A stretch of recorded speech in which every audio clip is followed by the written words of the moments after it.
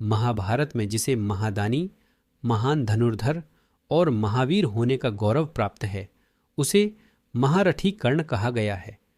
कर्ण महाभारत का एक ऐसा पात्र है जिसके साथ नियति जन्म से ही क्रूर मजाक शुरू कर देती है।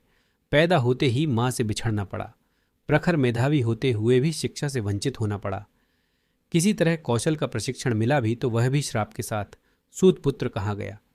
प्रेम में भी छल, विवाह में भी छल, रण कौशल में भी छल, और जब अपने जीवन का सबसे जरूरी युद्ध लड़ने खड़ा हुआ तो जीवन ने फिर छला। ठीक उसी समय कर्ण को पता चला कि वह तो कुंती पुत्र है, पांडवों में सबसे बड़ा है, लिहाजा यहां भी बिना लड़े युद्ध में हारना उसके भाग्य में लिख गया। परंतु क्या आप जानते हैं कि कर्ण के साथ ऐसा क्यों हुआ था? इसके पीछे की कथा उसके पूर्व जन्म से जुड़ी है। तो चलिए जानते हैं कि कर्ण के पूर्व जन्म की कथा। तो सतयुग में नर और नारायण ऋषि, जो कि श्रीहरि के अंश अवतार थे, वे तपस्या कर रहे थे। दंभोदभवा नाम के एक राक्षस को वरदान था कि उसका वध वही कर सकता है जिसने 1000 साल तप किया हो। राक्षस को सूर्यदेव ने 100 कवचों और दिव्य कुंडल का वरदान भी दे रखा था। जो भी उसका एक कवच भी तोड़ता उसकी भी मृत्यु हो जाती।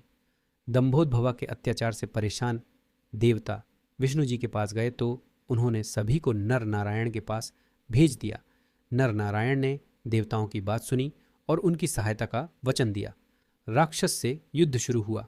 पहले नर ने युद्ध किया, नारायण तपस्या करते रहे। कई दिन तक युद्ध के बाद नर ने राक्षस का कवच तोड़ दिया और नर की भी मृत्यु हो गई। इस पर नारायण उठे और तपस्या के फल से नर को जीवित कर दिया। अब नर ने तपस्या शुरू की और नारायण युद्ध करने लगे। नारायण ने दूसरा कवच तोड़ा तो उनकी भी मृत्यु हो गई, लेकिन उन्हें नर ने तप के फल से जीवित कर दिया। इस तरह लगातार युद्ध चलता रहा। नर नारायण एक एक करके युद्ध करते रहे, कवच तोड़ते रहे और एक दूसरे को जीवित करते रहे।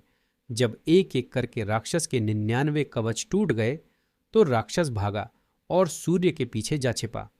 सूर्य देव ने नर नारायण से शरणागत की रक्षा की प्रार्थना की। तब नारायण ने कहा कि ठीक है, इसका फल आपको भी भुगतना होगा। अब यह राक्षस आपके तेज से द्वापर में जन्म लेगा और यही कवच कुंडल तब भी इसके पास रहेंगे, लेकिन मृत्यु के समय काम नहीं आएंगे। कवच कुंडल के साथ जन्मकर्ण वही राक्षस था, लेकिन इस पर युद्ध से ठीक पहले इंद्र उससे कवच कुंडल दान में मांग ले गए। लिहाजा कवच रहा नहीं और अर्जुन की रक्षा हो गई। वरदान के अनुसार अगर अर्जुन कर्ण का कवच तोड़ देता तो उसकी भी मृत्यु हो जाती। वैसे सूर्यदेव ने भी कर्ण की रक्षा की बहुत कोशिश की थी। उन्हें पता था कि महाभारत में नारायण कृष्ण अवतार लेंगे और पांडवों की रक्षा करेंगे, इसीलिए उन्होंने कर्ण को सबसे बड़े पांडव के रूप में भेजा था।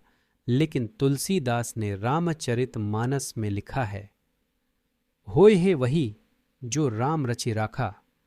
पांडव बनकर जन्म लेने के बाद भी आखिरकार कर्ण युद्ध में मारा ही गया। यह कथा महाभारत के आदि पर्व और भागवत पुराण में कही जाती है, जहां कृष्ण अर्जुन के पूर्व जन्म के रहस्य को बताया गया है। मित्रों, आपसे अनुरोध है कि वीडियो अगर अच्छी लगी तो हमारे चैनल को कृपया सब्सक्राइब करें और बेल आइकन को दबाना न भूलें